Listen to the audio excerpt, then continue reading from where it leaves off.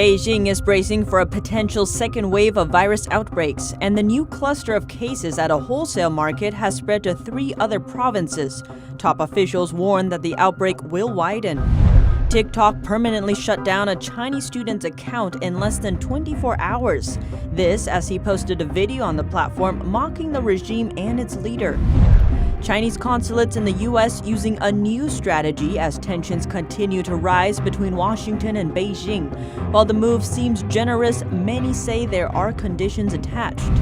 And the Chinese regime stepping up its surveillance. Now it can track its citizens on public transit in real time. That's on top of tracking them at schools and in shopping malls. Welcome to China in Focus. I'm Tiffany Meyer. A huge wholesale food market in Beijing is closed, with a second day of record high CCP virus cases and no clear source of the cluster. Security is tight around a massive Beijing food market that's been linked to a recent surge in COVID-19 cases. The city reported 36 new infections on Monday, a second consecutive day of record numbers, creating the biggest concentration of infections in the city since February. The cases have been linked to the Xinfei wholesale food market. It's closed to the public and tens of thousands of people living nearby are being tested.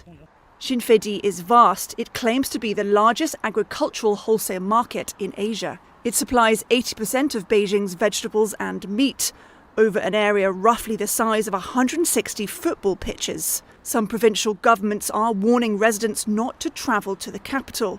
Liaoning and Hebei province have reported a handful of cases connected to Beijing. Accountant Ms. Han says the situation is of concern. I would be lying if I said I wasn't worried. I came to Beijing on the 13th. If this was one day later, then I definitely wouldn't be able to come and find an internship. The origin of this outbreak has not yet been identified. China's capital city, Beijing, is bracing for a potential second wave of virus outbreak.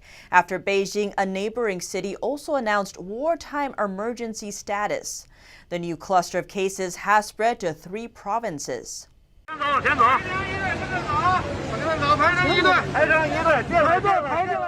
Waiting in long lines, residents in Beijing prepare to get tested for the CCP virus, commonly known as the coronavirus. The Chinese capital city is under wartime emergency mode after a new cluster of cases emerged at the city's largest wholesale food market. 79 new cases over the past 4 days. Most have contact history with the market, some visiting there around 2 weeks ago. Officials say over 200,000 people have been to the market since. 10 more neighborhoods nearby locked down, bringing the total number to 21. The now closed market is only 10 miles away from China's central government complex, Zhongnanhai. Beijing is conducting testing in the neighborhoods. Officials knock on every house's door to check if anyone visited the market. Those that have get tested.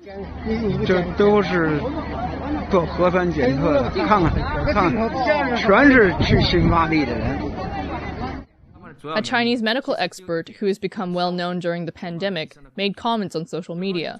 Zhang Wenhong said that all cases linked to the market so they can be traced. But the huge amount of traffic passing through means it's not easy to predict where new clusters will emerge. Supplying nearly 80% of Beijing's vegetables, the market is also well connected with other cities and provinces. Officials say cases related to the market have spread to 3 other provinces, including Hebei, Liaoning, and Sichuan. Another neighboring city of Beijing also announced wartime status. At least 10 Chinese cities and provinces have issued warnings to residents not to go to the capital and asking all who went there recently to report to authorities. 2 district officials and the general manager of the Xinfei market were fired on Sunday for failing to control the outbreak. Chinese health officials say they don't know the origin of the outbreak, saying it's definitely not from Beijing but is imported. State media quoting a Chinese CDC expert says that the virus could come from European countries, or from American countries, or could be from Russia. Beijing has previously claimed the virus originated from the US, then said it could be from Italy or France. The virus first broke out in Wuhan, China. Chinese Vice Premier Sun Chunlan said it's highly likely that the outbreak will widen. According to Chinese authorities, the CCP virus has been found on cutting boards used to slice imported salmon. Major supermarkets in Beijing have started removing salmon from store shelves. Some markets in other cities are also doing the same. Other kinds of fish and even some vegetables have been impacted and are being thrown out. Two leading salmon suppliers in Denmark and Norway told Reuters that they can't send any salmon to China because the market is closed. They also noted that none of their employees have tested positive for the virus. It is commonly believed to be rare for fish to become infected with the CCP virus. That's because the CCP virus is a kind of pneumonia, an illness that targets the lungs, but fish do not have lungs. According to Chinese state-run media, genetic traces of the virus from the Beijing market outbreak suggest it could have come from Europe. Keith Neal, a retired professor of epidemiology at Britain's University of Nottingham, says any link to salmon was likely the result of cross-contamination. He explained that China gave the world this virus and it was always very likely to give it back to them. Finding a strain prevalent in Europe probably reflects people returning to China after traveling to Europe. Some Chinese netizens appear to be doubting the Chinese Communist regime's imported salmon narrative. One user wrote that Chinese authorities are misleading people to believe the virus is from abroad, like Norway, Canada, the US, Australia, and others. China's 50-cent army may now be turning into a 20-cent army. That's after it became a partially 70-center army in recent months. The colloquial name describes how the Chinese Communist regime pays internet users to post or circulate propaganda online and on social media. But China's economy is suffering. Its 50-cent army may soon turn into 40-cent army or even 20-cent army. According to one job advertisement, those hired will be paid 40, 30, or even 20 cents per comment. China's central bank has given American Express the green light to start processing transactions in China's currency, the yuan. The action gives the U.S. card company access to the country's market. Amex is the first foreign payment network to be licensed for transactions in mainland China. The country has long restricted foreign companies' access to its financial sector. But now they have to open up their economy to American financial service providers, thanks to the Phase 1 trade deal made with the U.S. earlier this year. Tensions between the U.S. and China are on the rise, but China is now taking a different approach. Chinese consulates in the U.S. are pushing humanitarian aid and investment. One NBC News investigation found all 5 Chinese consulates in the U.S., including the embassy in Washington, are part of it. The consulates have been donating food and other needed items to healthcare workers in areas hit hard by the virus. While the donations are needed, they come with conditions. These displays of generosity come with Chinese media coverage, showcased by the consulates and the Chinese regime on social media. The events are translated into multiple languages and pushed across several media platforms. It's reminiscent of the Belt and Road Initiative, when the regime invested billions into developing countries, which then became indebted to Beijing. The financial dependence allows Beijing to wield political power over them. Earlier this year, Beijing donated medical supplies to several countries, but most of it failed to meet quality standards and was unusable. A Wall Street Journal analysis has found that more than 1,300 Chinese medical suppliers who are registered to sell protective gear in the U.S. used fake addresses located in America. The analysis found that in one example, a Delaware entity listed a false address and an out-of-service phone number. All foreign manufacturers that make medical gear are required to have a representative in the U.S. to serve as a point of contact between overseas firms and the FDA. According to a database of corporate records, at least 1,300 Chinese firms listed CCTC Service Inc. as their U.S. agent, but no company with that name exists in the U.S. In May, the FDA pulled permission for over 60 Chinese firms to export N95-style masks to the U.S. That's after the agency found a large number of the products didn't meet quality standards. Federal prosecutors have also filed a recent criminal complaint against a Chinese manufacturer. The firm was among those that listed CCTC as a U.S. agent. The FDA investigator said since the agent didn't respond to emails, there is probable cause to believe CCTC is a fictitious corporation. The Chinese company has declined to comment and has not responded to the legal complaint. Republicans on the House Judiciary Committee are calling for a review into the controversial EB-5 visa program. The program gives green cards to foreign investors that create jobs in the U.S. According to some members of the committee, it has become clear that the Chinese Communist Party may be abusing the program to get the members into the U.S.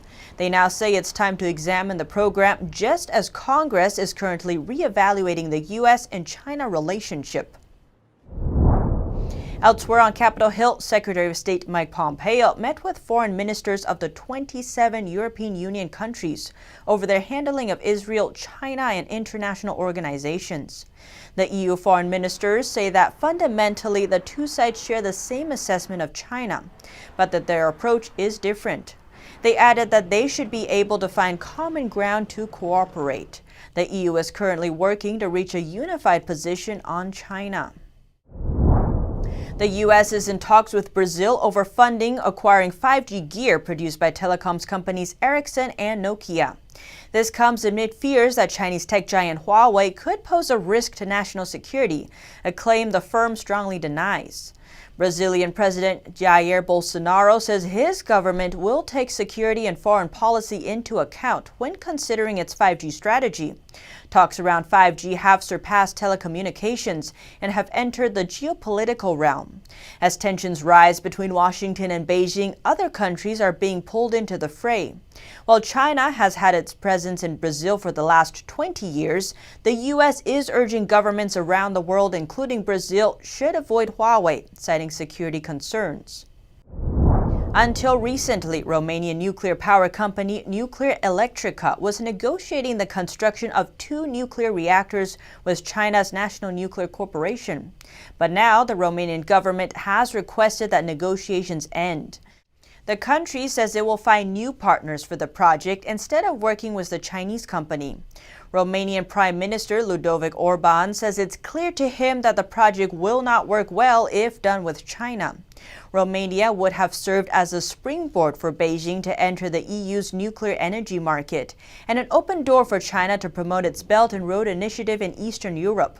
Romania's energy minister suggested the country cooperate with NATO partners on a new project instead. A Chinese student studying in the U.S. had his account on the video platform TikTok closed down permanently. He had posted a video mocking the communist regime. He tells us about his reaction. NTD's Juliet Song reports. When a Chinese student in the U.S. posted a video mocking the Chinese communist regime on TikTok, he didn't expect what happened next. The next morning, in less than 24 hours, TikTok deleted my account permanently. TikTok is a video app popular with American teenagers. Its popularity surged during the virus pandemic. In the first quarter of this year, the app recorded over 2 billion downloads. The country with the third highest downloads was the US. This hugely popular app is owned by a company in Beijing. Joe is very angry that his account was shut down because he uses the overseas version of the app. Since it operates in the United States, it should follow U.S. law. TikTok's Chinese counterpart censors criticism of the communist regime, but it said it would treat its overseas users differently. It is an outrage that the company goes against regulations and suppresses our freedom of speech. He thinks the account shutdown has to do with the company's ties to Beijing. Joe made the video after Hong Kong passed a controversial bill. It means anyone who disrespects China's national anthem could face up to 3 years in prison. Hong Kong pro-democracy activists see the bill as infringement on their freedom of expression. Joe also expressed his anger over the bill. The Chinese Communist Party has no right to dominate and control Hong Kong like this, and I'm very angry about it. Joe says Beijing's influence is not limited to Hong Kong. The regime has been sending student spies to steal intellectual property in Western countries. Beijing also uses its economic ties to take revenge and control freedom of speech in the free world. For example, after Australia demanded an investigation into the origin of the CCP virus, China imposed an 80% tariff on Australian barley imports. All those things that the Chinese Communist Party has done are threatening the safety of the world and humanity. So I think someone must speak up and resist their vicious deeds. That's how I got my courage to speak out. Joe is the only one in his family that is anti-communism. Not only my parents, my entire family are devoted Communist Party supporters. But he is different due to his past experiences. Zhou said at 18, his mother tried sending him to a Beijing college, saying he could earn a lot of money if he got in. I passed all their tests. In the end, they asked me to pledge loyalty to the Communist Party and the state.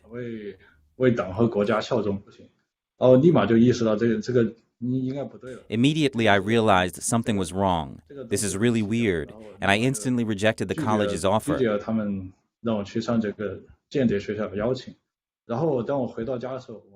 After I went home, my mom finally admitted that it was a college for training spies for the Communist Party.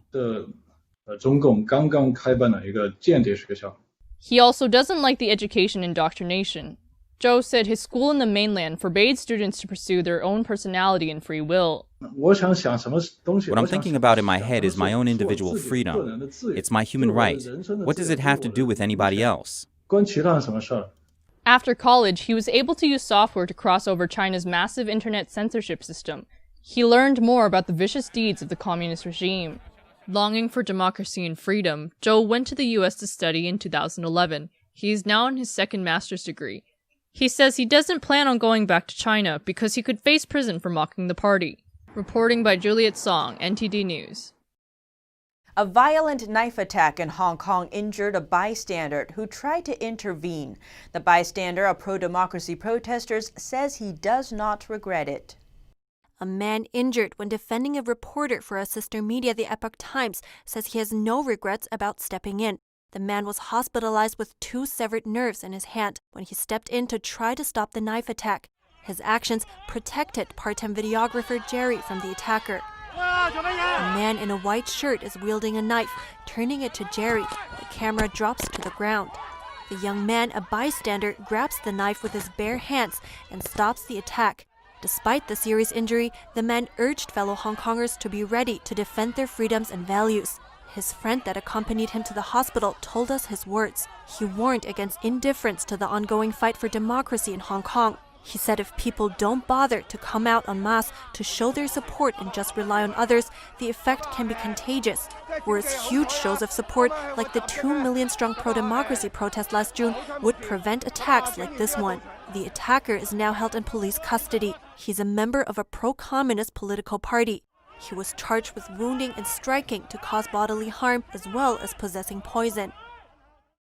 It's been 1 year since protests began in Hong Kong. Back then, Hong Kongers were worried about an extradition law that would have allowed Beijing to extradite anyone in the region to stand trial in the mainland. Now, a new law, a so-called national security law, has many people worried.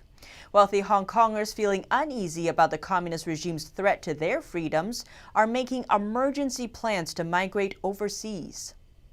Hong Kong residents are looking for an escape route overseas. They're facing a so-called national security law which could erode the nation's rule of law and surrender its freedoms to the Chinese mainland. One local businessman is selling all his Hong Kong properties and has already transferred $10 million to Singapore. He'll live there from now on. Another investment banker will relocate his family to Australia so that his kids can have a better environment growing up. And they're not alone. Now 7 million people, basically everyone, can immigrate, but this is not what Hong Kong people want, right? Maybe those rich people will go when they are scared, but everyone likes living in Hong Kong. Those who leave are forced to go. They may not want to go, but they're preparing for the worst anyway.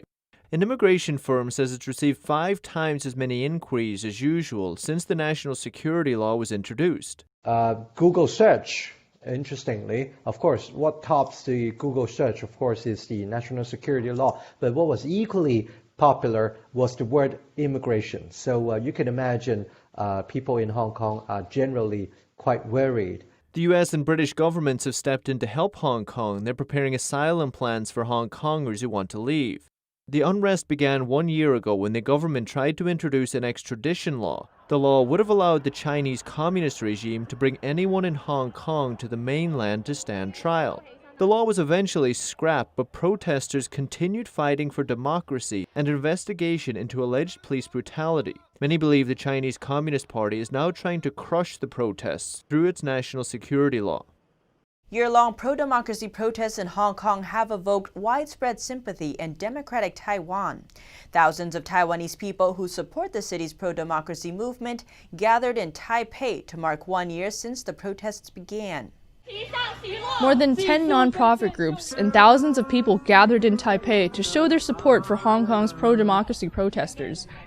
They also gathered to appeal to Taiwanese President Tsai Ing-wen to accelerate the asylum process for Hong Kongers.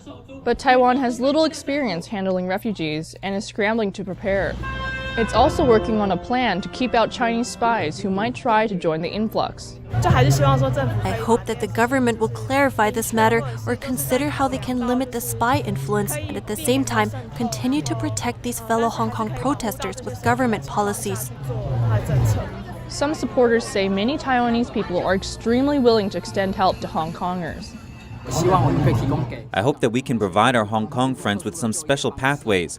For example, some special avenues for them to find work or other special support for their lives. Like when they get here, they can rent a place. President Tsai Ing-wen recently became the first global leader to pledge to help Hong Kongers who escaped their city due to what they see as tightening Chinese control. That includes the newly introduced so-called national security law, which pro-democracy protesters say smothers their freedom and autonomy. An explosion rocked a highway in southeastern China over the weekend when a tanker truck driving along it blew up. The accident reportedly killed 19 people and injured close to 200, including nearly 25 that were seriously injured. A tanker carrying liquefied petroleum gas exploded on a highway exit in Zhejiang province. A second explosion followed when the truck's gaseous cargo reached a nearby factory. The blast sent flames and a cloud of smoke high into the air. Locals say it destroyed much of a nearby village, causing residential buildings and factories to collapse. Nearly 200 people are receiving emergency care in nearby hospitals. Video filmed by a local resident shows scorched trees and grass where the blast ignited. Furniture and appliances inside his nearby house were also broken. Another person captured clips of small fires burning through collapsed buildings and factories. One bystander said around 10 to 20 cars were incinerated to an extent that left almost nothing behind. Almost all windows in the village were also broken. The cause of the accident is now under investigation. The Chinese regime already monitors citizens wherever they are with facial recognition. But now China is stepping up its already massive surveillance amid the pandemic in the name of locating virus carriers. Chinese citizens are waking up to the network's pervasive penetration into their everyday lives.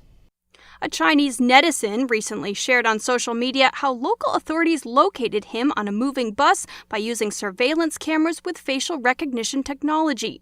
He wrote, "I was sitting on a bus when I failed to take a call from the CDC. They then found the person sitting next to me through surveillance cameras on the bus and gave him a call to make him notify me. The thing is, the fellow passenger boarded the bus midway without buying a ticket at the station. He didn't even leave any of his personal information for him to be reached." Chinese state media once reported that facial recognition systems were installed on buses. It's part of what's called the security and control system in smart cities. These surveillance cameras capture the images and videos of passengers in real time. They're uploaded to a platform connected to various police agencies. The faces are then compared with ones already in the database to filter for, quote, key personnel.